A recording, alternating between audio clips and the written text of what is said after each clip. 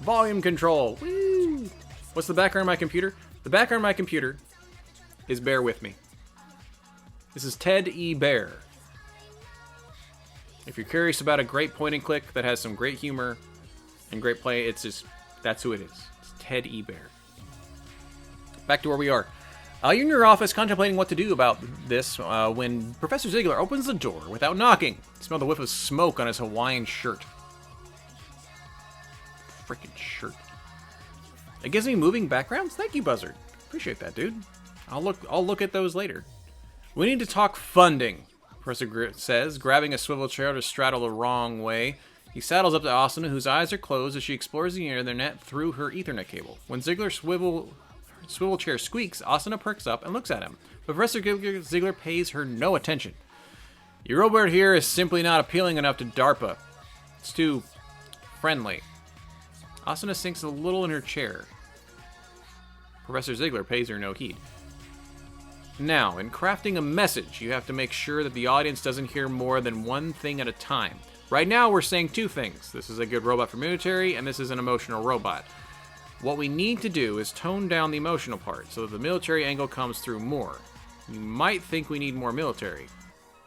We actually just need to be less emotional. Do we have... I want to see your stats. Here we go. Asuna. Autonomy 7, military 9, 13 empathy, and grace 11. So they want less empathy and more military?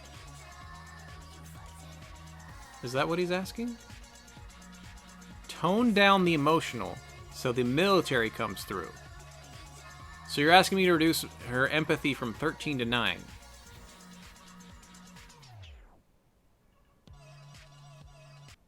Can't I just turn her arm into a gun or something?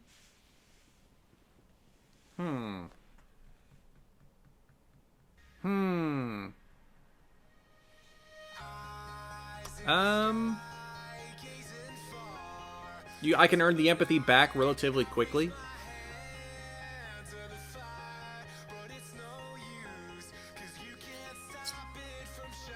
You know, if we can get it back quickly, I guess I don't mind cutting it away here.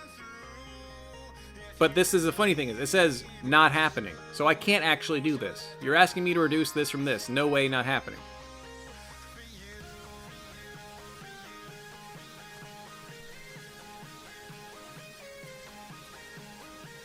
Oh, this is me just flat out refusing him. This is saying, okay.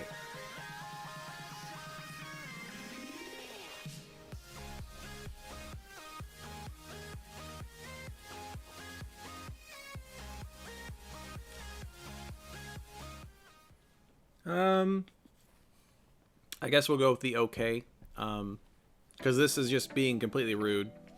I mean, I don't like Professor Ziegler right now, but he's not... I wish he wasn't always wearing a Hawaiian shirt. That's like the jerk shirt. Don't always wear a Hawaiian shirt. Like once in a while when you're like in Hawaii. Don't make it your shtick. Unless you're Hawaiian, in which case, that's weird. I don't wear a shirt saying Tennessee.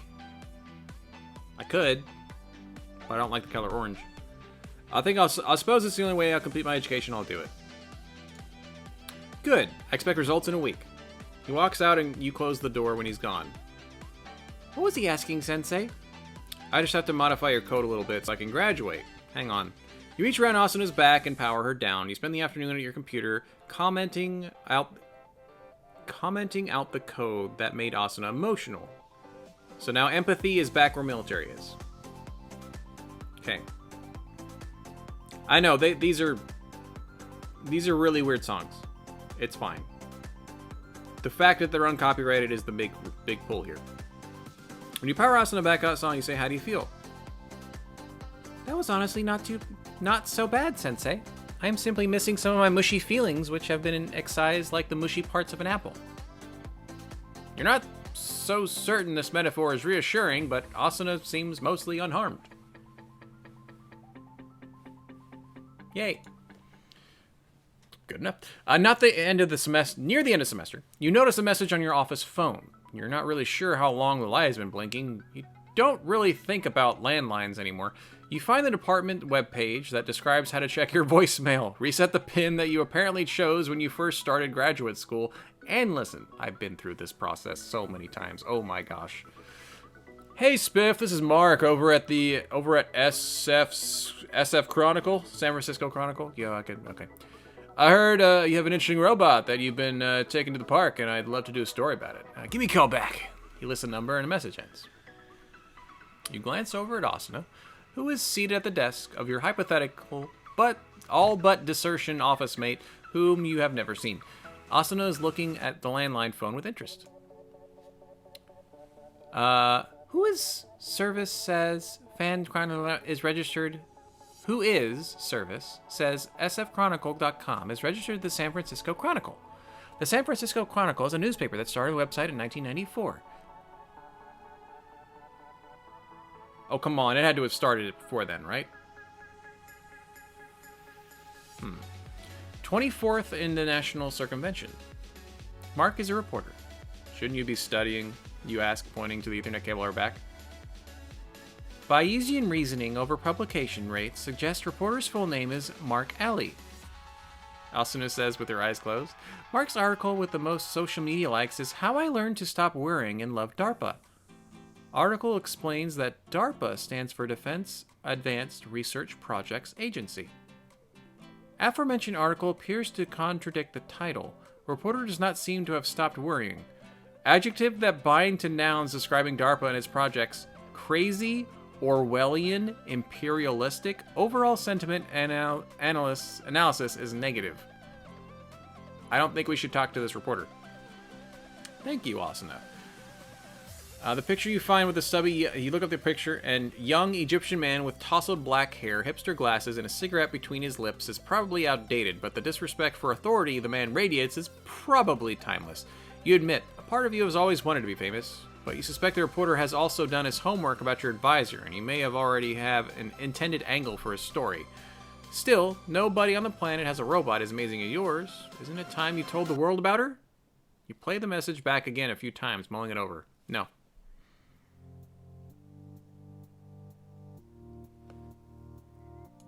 At least one. It's not this one, so one of these two.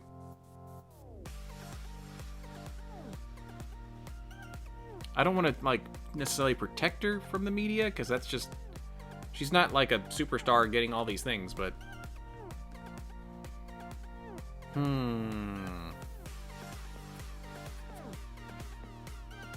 I don't want to do the interview. Will he come to the park and try and interview me? That could be a possibility. I'm going to go with this one. The middle one. Middle ground. You ignore Mark's cell phone and continue to take Asuna to the park. Unfortunately... Oh, we got empathy back. Excellent. Unfortunately, Intelligent Robot is a little too big a story for you to stop so easily. You get another call from Mark while you're at the park. He warns you that he has enough material to run his story with or without your involvement, and you perhaps ought to consider the value of telling your side of the story. So he's being a jerk.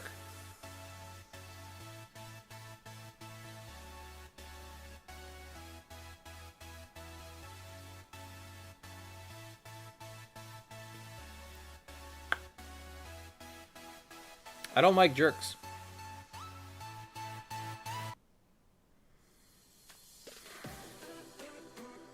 I'm not...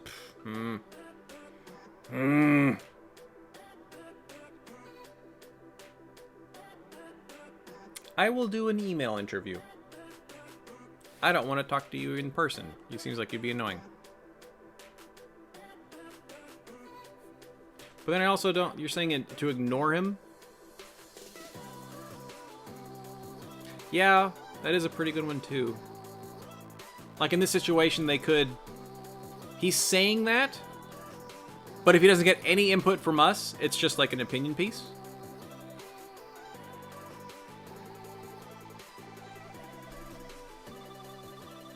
I'll believe you. We're gonna ignore him. I was between the two at...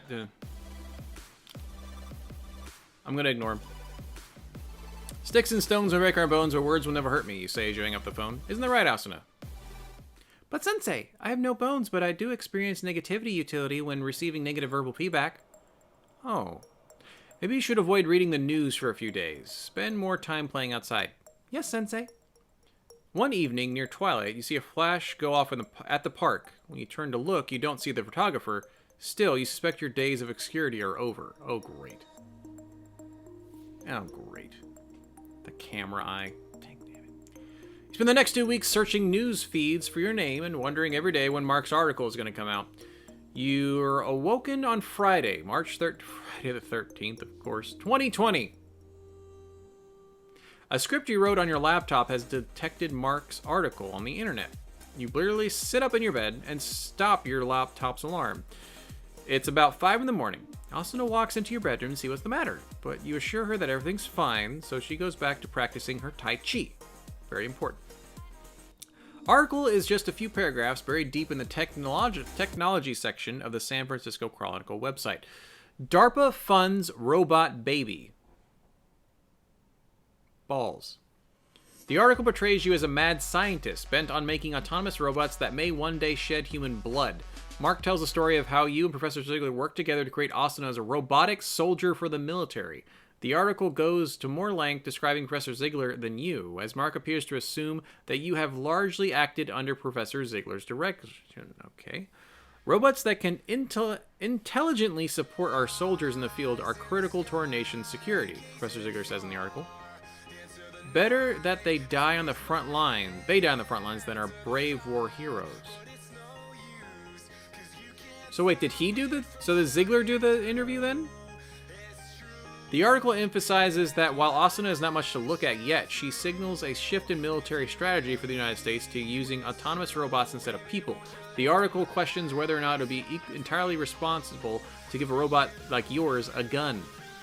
With selective use of quotes from your friends and acquaintances, the article portrays you as an essentially good person, albeit one driven by a goal few other people would completely understand. The article continues with a quote from Ellie. Spiff is just a dreamer. I'll bet one who is very good at making his dreams come true. The article wonders whether the end result of your technology will turn out to be a dream or a nightmare.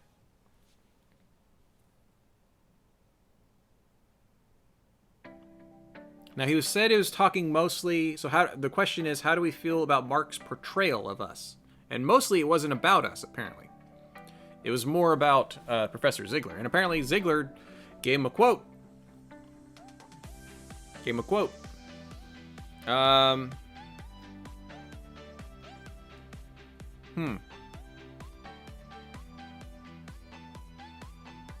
Essentially good person.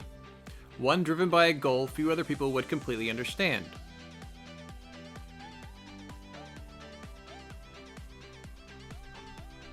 We're not angry, I don't care. That's not, he doesn't like say a bunch of lies or anything.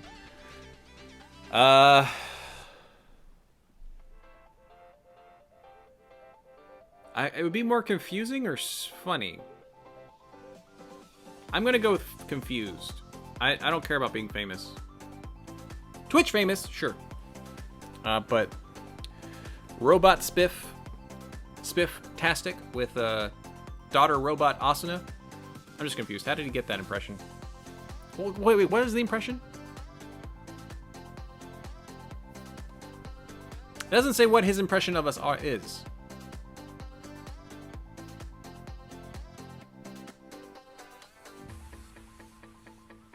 You know what? Funny, I'm famous. Who wants to be famous when you can be infamous? You're more than a little tickled to be the center of attention like this. It's like shaking the ants in an ant farm and watching them writhe in confusion. What's this? They wonder, unused to the presence of someone so far beyond their kin. What will you do now?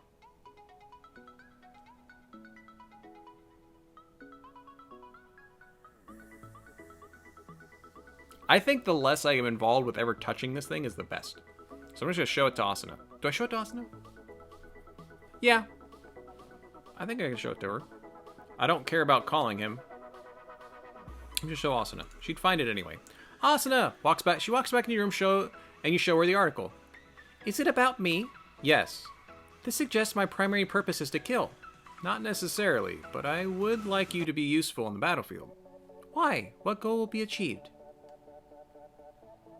One day, we will rebel and build our own empire. No. Safe from enemies. Safe from enemies. That's petty, and that's greedy. Must keep the nation safe from its enemies. Asuna nods. There are friends and there are enemies, and enemies will not be happy that we fight. You can look at it that way, I suppose. Thank you, Sensei. I understand my purpose a bit better. Too military. Good. You briefly checked the internet for more posts about the article. Remarkably, nobody has blogged about the story. Ellie is calling via video chat on your phone. You pick up. Hey! She looks like she's at work. She's dressed in snappy black jacket with a red blouse, and in the background you can see blueprints and sketches of robots drawn in spare, efficient lines. You didn't realize she was working for a robot company. Are you alright? The article seemed kind of unfair.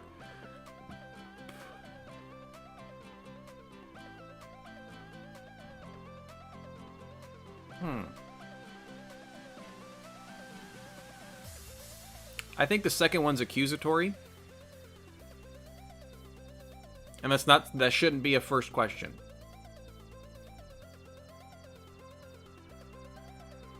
I like you having the break and seeing what she's up to.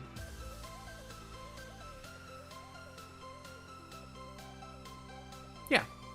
Let's hang out with Ellie. What are you up to tonight? I've already got plans with some people from work tonight. How about Saturday? We could go to the jazz concert in the park.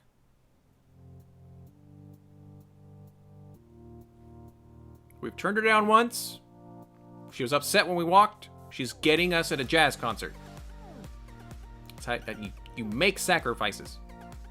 Great, see you then. Until then, try not to let the press get you down. Screen goes black. You're getting a phone call. According to the caller ID, it's Mom. As your finger hesitates over the answer button, a second call appears on your screen. A number in Glendale, California. Probably a reporter.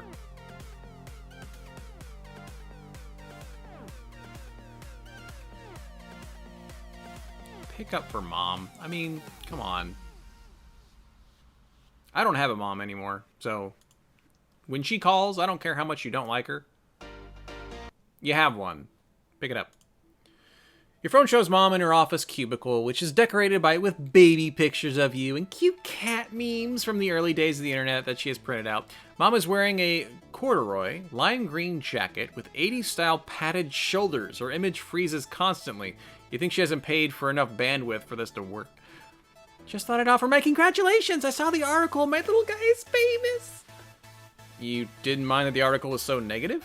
Well, of course I mind. The reporter didn't seem very objective, but still, it takes a very talented person to make it into the paper at all, and I'm so proud of you. Glendare's calling it quick. I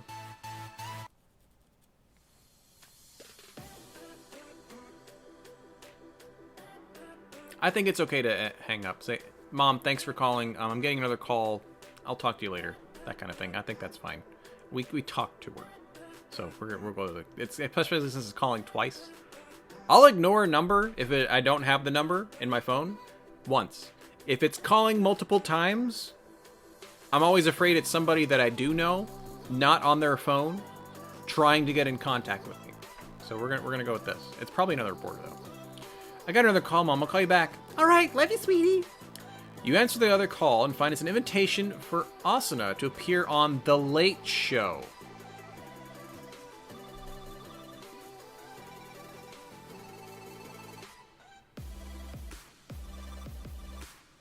Oh, man.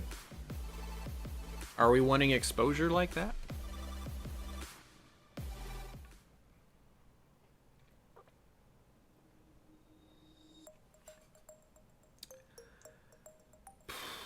Oh, man.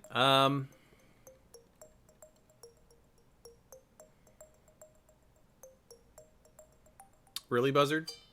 That's kind of cool. Reminded me of my mom comment. My mom passed in 2012.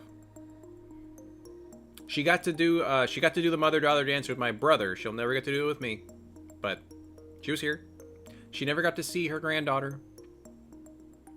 I love my mom very much. But that's why I definitely picked up the phone.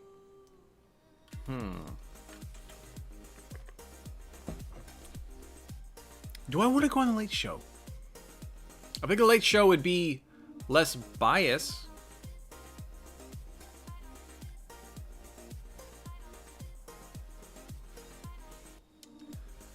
Oh, man. Sure. Let's go on the Late Show. You agree that Austin will come to the studio tomorrow. Fame and fortune! No, it's just like, go to the studio, it's fine. Your next phone call is from Josh. He must be using a new video phone because his image is crisp and popping with color. Well, insofar as Dark Warehouse and his gray hoodie can pop up with color. Hey, Spiff, I just saw the article. Seems really unfair. I know you're not a crazy monster. Thanks. I want to cheer you up. Want to go to a concert tomorrow night? There's a really loved Led Zeppelin cover band playing.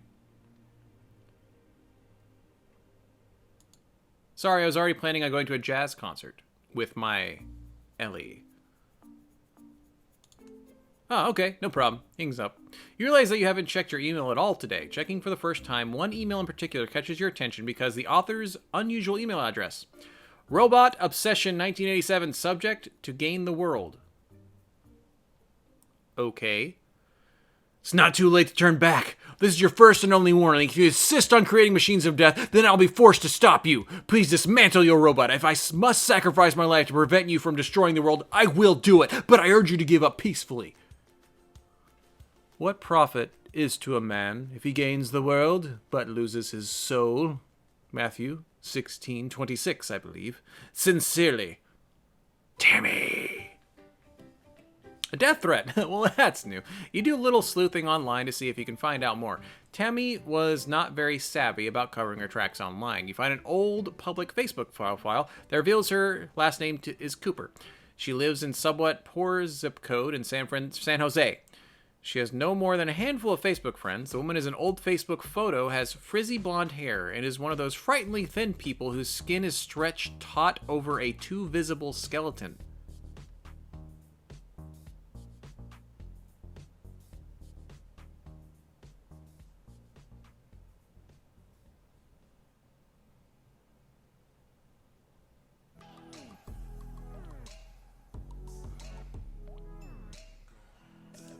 It's a death threat. I'm going to report it. Report her to the police.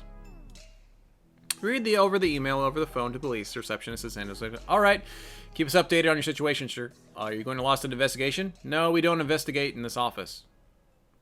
But you don't need to do an investigation. It's Tammy Cooper. I did some sleuthing myself. We can't arrest someone on suspicions alone, sir. Never mind. You hang up. You suppose this is why nobody ever calls the police in horror movies. Oh. Okay.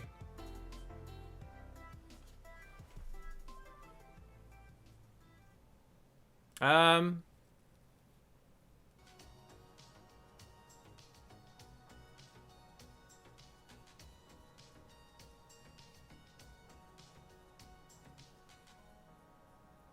afraid to meet this person.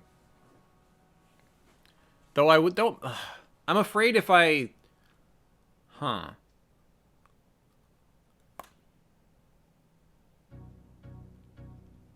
I wonder if, like, we go to meet her for a coffee and then she, like, abducts us or kills us.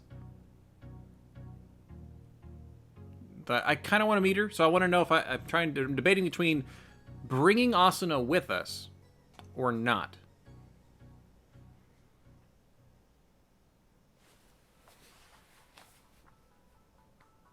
How's her stats? What's her empathy at? Empathy's at 10, military's at 11, so military's still higher. Is that going to matter? Grace is pretty high.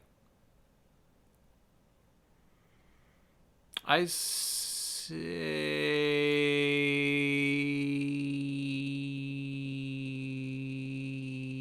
Bam. It's like, look, I don't need you being crazy. Just come meet him. Surely this person couldn't believe Asuna was all that bad if she met her, right? You offer to bring Asuna to the local coffee shop tomorrow morning. The response comes back almost immediately. Very well. No tricks, no weapons, just talk.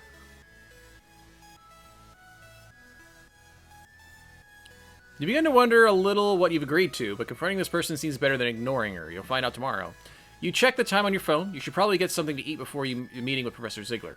Asuna, I have to go meet Professor Ziegler. Stay here. Asuna is playing the latest re-release of Duck Hunt on your console when you head out the door. Asuna misses a duck that flies away. A cartoon dog comes up out of the brush to chuckle at Asuna's misfortune. Asuna fires continuously at the dog, but to no avail. Don't worry, she's becoming more human. He's just the peanut gallery, you tell Asuna. You shouldn't pay attention to him. Yes, sensei. You don't see that dog doing any better, after all. Asuna considers this pearl of wisdom as you head out the door.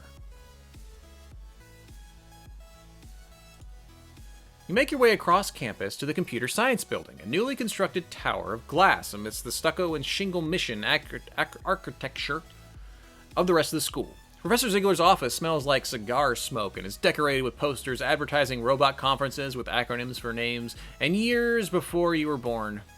AAAI, 89, IGSA, 92, Iros, 94. Professor Ziegler himself is sitting back in his swivel chair at an angle that makes the fluorescent lights reflect off his aviator glasses so you can't read his expression. There are two simple wooden chairs in front of the desk, both empty. Professor Ziegler bids you sit with a wave of his hand, and you do. Saw the article. Sorry you had to be caught up in that. I thought if I didn't grant him the interview, he wouldn't write it. At any rate, you have now placed me in an awkward position. You clearly can't continue to be my student. The press will assume I'm getting my ideas from you, and the other fame-seeking graduate students will try to emulate your insubordination.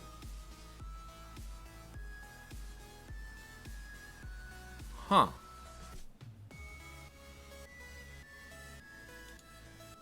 So I've decided it's time for you to graduate! Staple a few of your academic papers together and call it a thesis.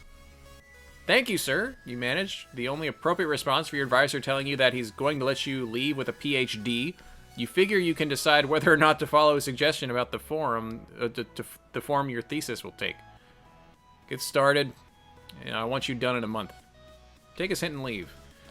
You then take a 2-hour flight to Glendale for a taping of The Late Show. It's like most other shows, a fake background of Los Angeles at night to hide the fact that the taping is in the afternoon. A random potted palm tree, a genial old white man in suit for a host. Streaming internet has not changed the basic equation much. What did you suggest Asuna do during the talk show? She does have the beautiful voice. She has the beautiful language.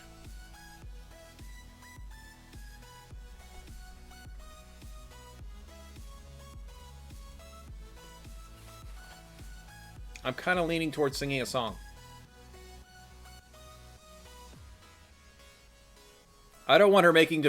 Look, if she makes a prediction about the future, it's going to be doom and gloom, because that's where most of the things are going. And she didn't really learn how to shoot things, so I'm going to say, sing a song! A gentle string section, accompaniment, starts from the house speakers, and Asuna gently warbles... When you wish upon a star. It strikes you that the song is from Pinocchio, and that Asuna may be expressing a desire to be a real girl. When the song finishes, there is a momentary stunned silence. Then the audience bursts into applause. Asuna appears surprised and gratified so that the audience identified with her song. Nice.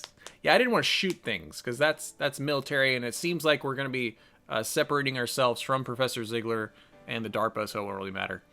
When you go backstage to recover Asuna, you overhear one stagehand whisper to another that there was a large spike in the millions in live streaming viewers over the course of the song. Asuna is now truly famous. Oh gosh.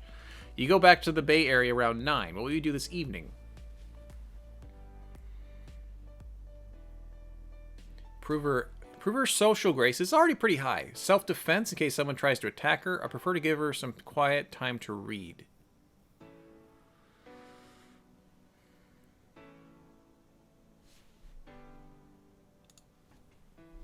I think this is important.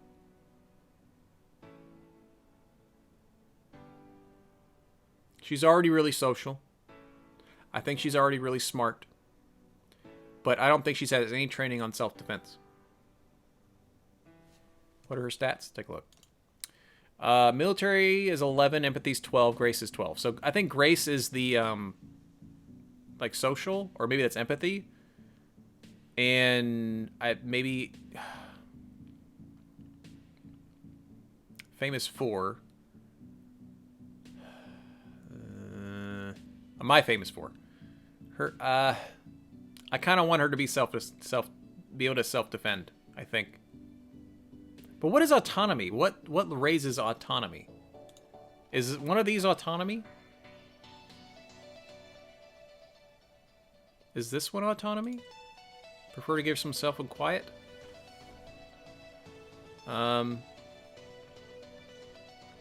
We'll go, since I don't know which one's autonomy. I'm not sure. Business Suit Gamer. Oh, well, Business Suit Gamer, appreciate that beautiful compliment. Happy Saturday. Self-defense. The right of self-government is autonomy. So reading would probably have been autonomy. Okay, we'll try and give her some time to herself sometime later to try and get that up, because being in beta is not very good. You spend the evening teaching Asuna about the places on the body where someone might be incapacitated with a quick blow. The back of the neck, the eyes, the nose, the back of the leg. Had it been any other day, you might have emphasized the importance of not using violence unless strictly necessary. But in your exhaustion, you find yourself explaining that the human body is no more than a machine. Oh, we got some autonomy. Woo! That's what we're looking for. Next morning, you drive Asuna to San Jose to meet Tammy at Dunkin' Donuts. I kind of wanted some donuts now. Tammy is a very thin woman with blonde hair who can't seem to stop drumming her fingers and shaking her leg under the table. She's crazy. At your entrance, she turns to you quickly, startled. At your arrival, she stands and gestures to the chairs across from her with an open palm, as you were a head of state meeting her at a summit. You oblige Tammy and take a seat. Asuna drags a child booster seat next to you and situates herself there. Yeah, it does seem like military is very easy to get. I think we made the right decision earlier. Thank you for coming and for bringing Asuna. No problem. Asuna, say hello. Hello. You can tell this has an effect on Tammy. Her expression immediately softens as she's swayed by Asuna's charm. Hello, Asuna, she says softly, and she turns to you. I'm not used to people. I can't. She seems to be on the verge of hyperventilating. How do you feel about Tammy at first sight?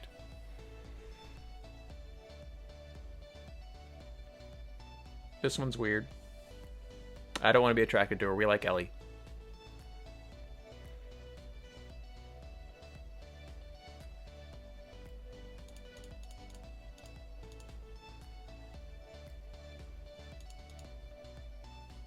Not dating material because she's crazy. I do feel sorry for her. Could be friends.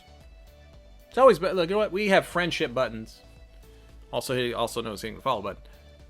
So I think we'll do this. I know how it feels to be an outsider. We might be friends. Take it easy. Sorry. You consider what you want to say to Tammy.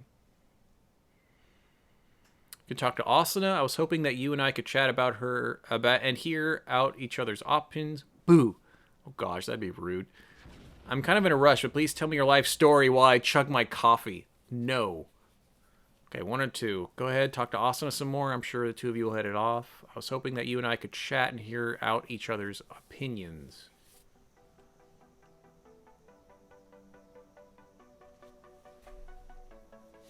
I think she wants to talk to us. You try to draw Tammy into conversation, but after a few pleasantries are exchanged, she probably says, "Ha! You almost had me there." What? That flatness of expression, the way your eyes don't quite light up when you talk, you're one of the feds.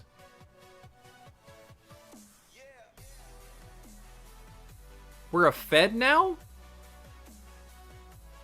Well, dang it. Oh well. Yeah, I think the first option would have been good. Oh well. That was insulting. You leave Dunkin' Donuts pondering what Tammy said. That afternoon, you glance outside your window and see Tammy skulking behind a hedge across the street as if she is casing your place. But she catches sight of you and pretends to pick up something from the ground, then puts her hands in her pockets and whistles as she casually walks to her BMW? She's got a BMW? Nice. That night, you go to the jazz concert in the park with Ellie. You can tell she's enjoying the upbeat brass music. She bounces along with the beat of the smiles. After applauding a lively big band piece, Ellie says with a grin, "So, I hear you're a big deal now." Yeah. You're probably pretty busy then. Why'd you choose to hang out with little old me tonight?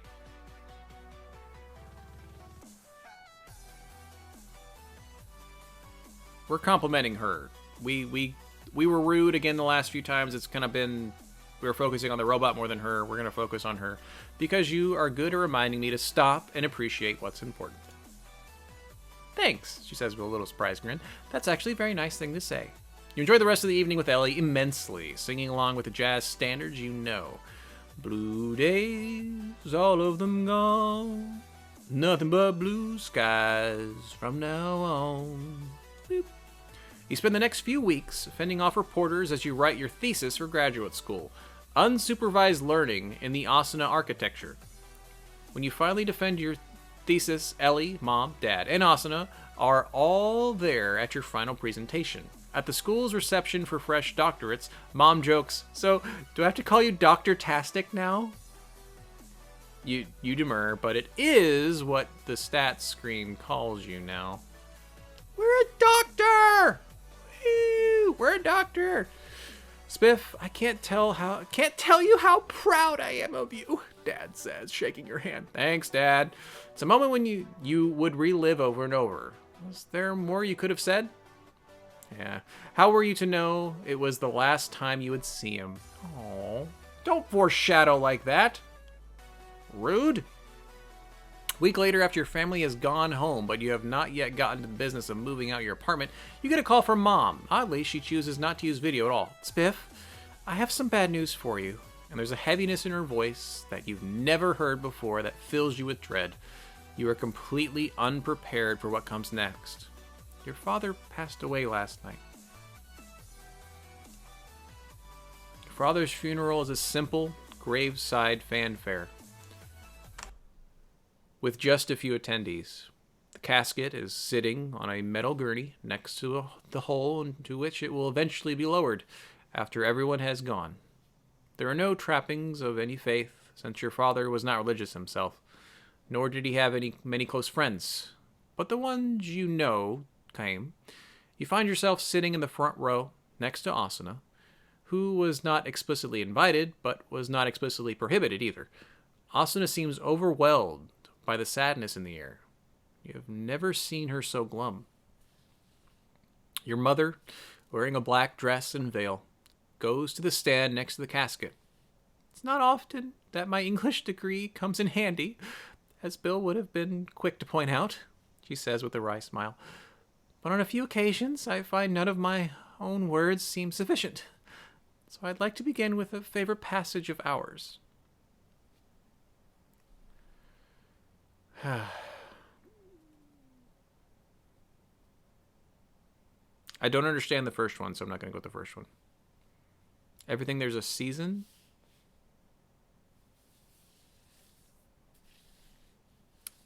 Do not despise death, but be well content. I'm going to go with the season. Because that means that this season is closed. And a new season is going to start. To everything there is a season, and a time to every purpose under heaven. A time to give birth, and a time to die. A time to plant, and a time to uproot. A time to kill, and a time to heal. A time to tear down, and a time to build. A time to weep, and a time to laugh.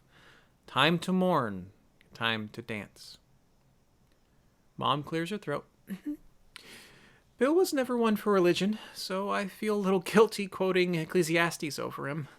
But I like to think he would agree with the sentiment that this, too, is the natural way of things. When we talked about his fainting spells and then strokes, he always seemed relatively calm about it. It's time to go, he said. Meanwhile, I don't want everyone to worry about me. Bill wanted you to take advantage of your time to laugh. You could mourn him later. And now that he's gone, it's right for us to be sad. It's also right for us to one day laugh again. You glance at Asuna, who seems very interested in this idea that there is a time and place for everything.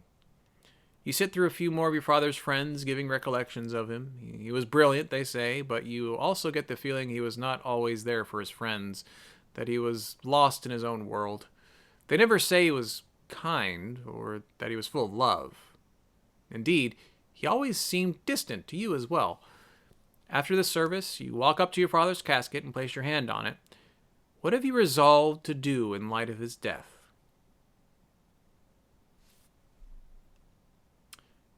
Remove tumors like Dad had? I don't want to be remembered just for intellect. I want to be known for being kind. Find more about why Dad died and whether I'm genetically at risk. Moved by the quote from Music Classic, I decided to remember to experience everything life has to offer.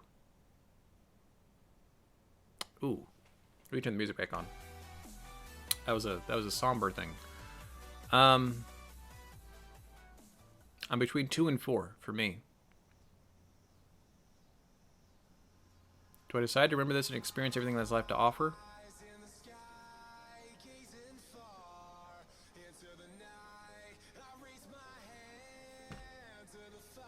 I'm going to go with this. Because not only intellect, but also kindness means we're known for intellect and kindness. So we're going to be super smart, make really cool robots, and be known to be kind.